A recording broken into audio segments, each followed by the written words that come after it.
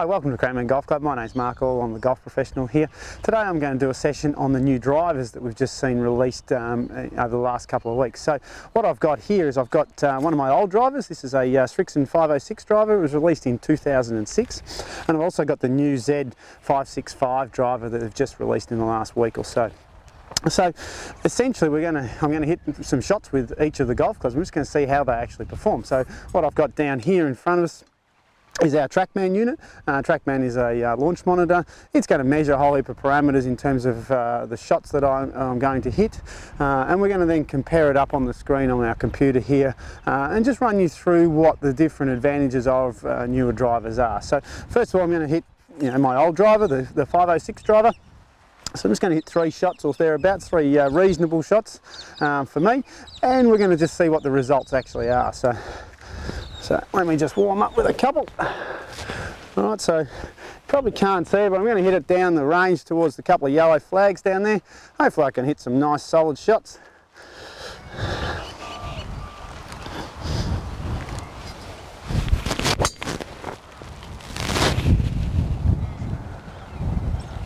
Yeah, I caught that one all right.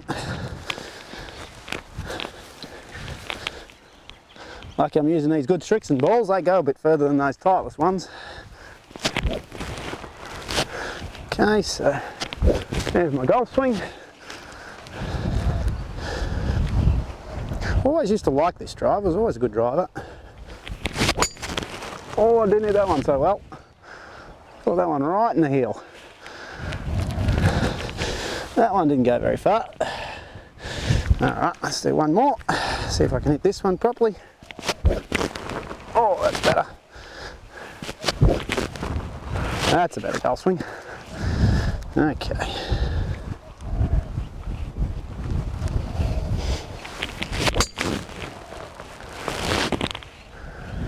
So probably 2 out of the 3 of those was all right. So not the middle one wasn't my best swing, but that's all right. So I've got 2 drives that I've just hit. So now I'm going to use the 565 driver.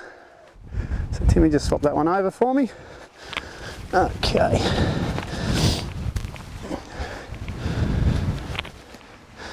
Pick a couple of balls here. All right, so same process again. Oh, just need to move that over a touch. So I just hit 3 shots with this, and then we'll compare the results on the computer. So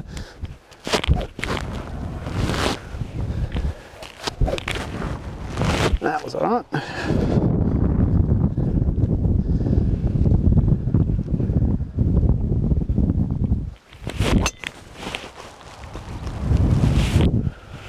Oh, I caught that one a bit off the toe. Maybe stood too far away from that one. It's okay.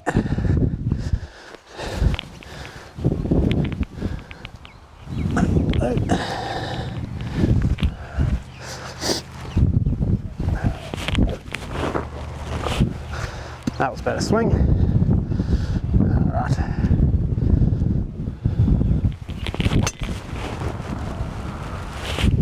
Oh, caught that one a little on the bottom. That's all right. Okay, lucky last. And we'll see how these ones go. So not every shot perfect. No one ever does hit every shot perfectly. But we'll see how we go with these results anyway.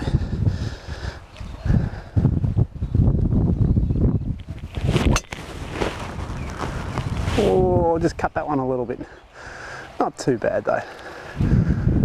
Okay. So effectively we had the 506 driver, which was the first one, and then the new, so that's about 10 years apart in terms of technology.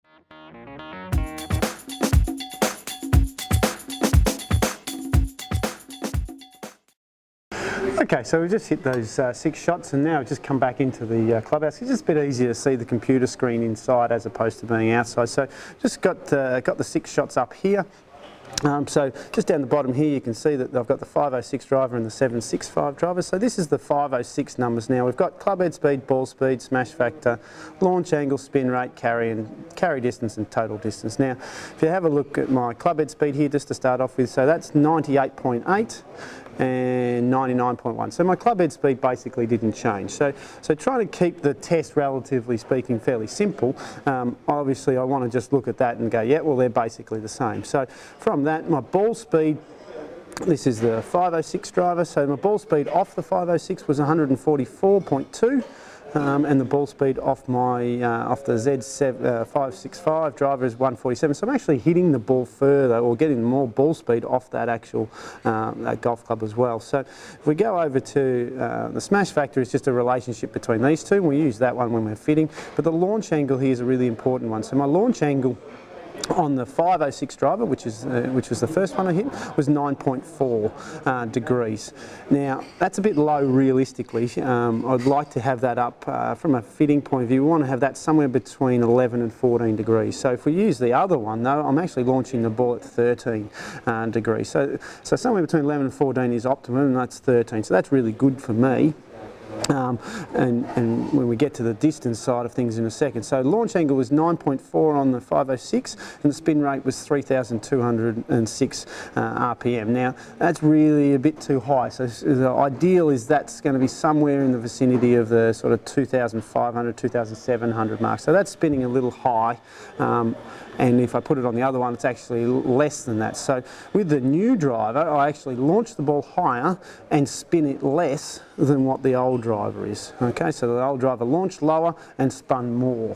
Now those two factors then give me a distance of only 225 metres on my old driver, so 225 here. So 9.4 degree launch, 3,200 spin gives me 225 metres. Now if I go to the other driver, it's launching at 13 degrees with a spin rate of 3,000, so it's down. So I launch it higher, spin it less, and I've actually picked up 237 metres. So off the two drivers, so 237 for the new one, 225. So I've actually picked up 12 metres in 10 years effectively with exactly the same club head speed.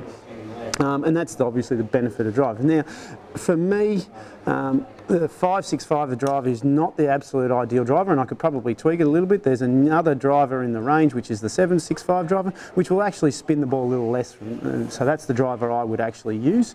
So on my new driver that's coming in, I've ordered one, is I'm actually getting the 765 driver as opposed to the 565 driver. It's just a smaller head and it creates less spin. So that once again will give me more distance effectively. So even with the drivers, yes, I've increased my distance. I can even get more by tuning it up even further. So changing the settings, changing weights, so being able to adjust the settings on the hosel here, changing where the weight distribution is in the back of the golf club here. I can change that as well. So all of those things are just customizable nowadays to try and optimize this. And realistically, from a driver point of view, I can actually get even further distance out of my driver by doing those things. And certainly something that you want to look at if you're in the market for a new driver. And if you're using a driver that's anywhere between sort of 5 and 10 years old, then theoretically you're probably losing distance that you could be getting with no greater club head speed. If you do want to have a TrackMan session, if you do want to have a driver session, come and see us in the shop. We'll organise a time. Myself, Ben, Tim, we can go out there and take you out there and actually try all these things and see whether we can actually get you to hit the ball further with no increase in your club head speed. And that's how the new drivers work and how the TrackMan starts to work.